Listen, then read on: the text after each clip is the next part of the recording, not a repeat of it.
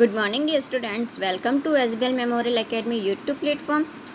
How are you? I hope you are all fit and fine.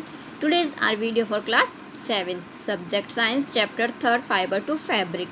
आज हम page number 47 से continue करेंगे. आज हम पढ़ेंगे life history of silk mod, यानी कि जो रेशम के जो कीट होते हैं उनके जीवन का क्या हिस्ट्री होती है, क्या इतिहास होता है, उसके बारे में आज हम पढ़ेंगे. ठीक है, लेट्स स्टार्ट नाउ.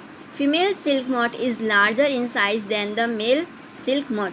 अब जो फीमेल सिल्क मॉड होती है इनकी जो साइज़ जो है ये क्या होती है, लार्जर यानी कि बड़ी होती है. किसके तुलना में? मेल सिल्क मॉड, यानी कि जो मेल सिल्क मॉड होता है जिसको हम क्या बोल सकते हैं, नर जो रेशम कीट होता है उनकी मात्रा में जो मादा रेशम कीट होती है इनकी साइज़ क्या होती है, बड़ी होती है. It lays hundreds of eggs on the underside of the fresh mulberry leaves which stick to it because of some gummy material sticking to them. ये क्या करती है? लेज यहाँ का मतलब देना.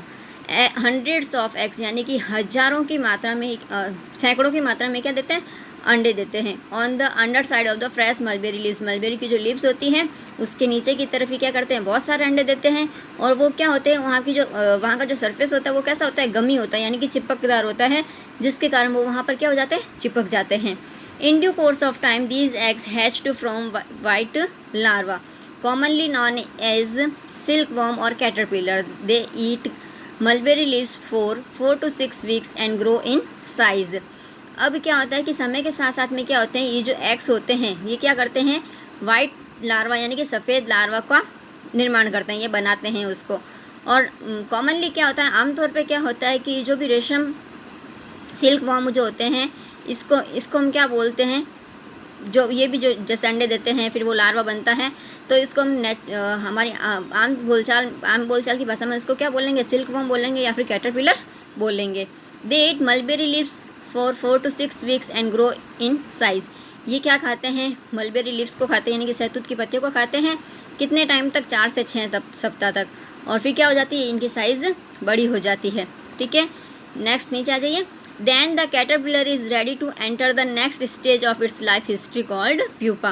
It first weaves a net to hold itself, then it swings its head from side to be side in the form of the figure of 8. अब क्या होता है, ये जो कैटरपिलर होते हैं ये क्या हो जाते हैं, ये पूरे अच्छी तरीके से मैच्योर हो जाते हैं और अपनी नेक्स्ट स्टेज में एंटर करने के लिए रेडी हो जाते हैं, जिसको हम क्या बोलते हैं, प्यूपा बोलते हैं. ये हमने 6th क्लास में भी पढ़ा था कि इस स्टेज को हम क्या बोलते हैं, प्यूपा बोलते हैं. अब क्या है, ये खुद को पकड़ने के लिए क्या बनाते हैं, एक वेब बनाते हैं, एक जाल बनाते हैं. मैंने बताया था आपको, जो कि हमने क्या किया है कि ये टी फिगर के रूप में अपने सिर को क्या करते हैं, इधर उधर घुमाते हैं. टी का फिगर होता है ना, तो उसमें इस तरफ और इस तरफ अपने सिर को ये घुमाते हैं. ठीक है, during this movement of the head, सिर के इस मूवमेंट के साथ में the caterpillar secrets fibre made of protein which hardens on exposures to air and became silk pipes. अब क्या होता है कि इस एक्टिविटीज़ के साथ में जो ये कैटरपिलर होता है ये क्या करता है, प्रोटीन के फाइबर को क्या करता है, स्रावित करता है.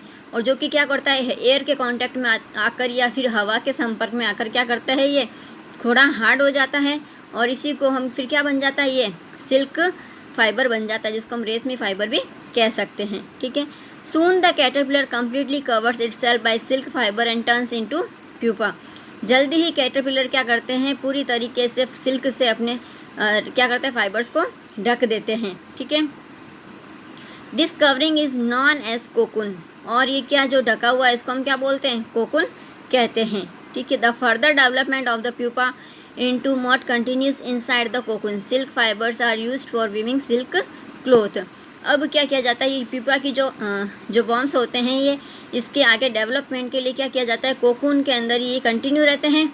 और रेशम के फिर जो सिल्क होता है इसका जो फाइबर बनाने के लिए क्या की जाती है, वीविंग की जाती है, यानी कि उसकी बुनाई की जाती है. और इससे इस फाइबर का हम क्या करते हैं, यूज़ लेते हैं. ठीक है, अब आता है सेरीकल्चर. सेरीकल्चर का मतलब क्या होता है, रेशम उत्पादन. ये हम आपसे नेक्स्ट क्लास के अंदर डिस्कस करेंगे. Now have a nice day. Thank you.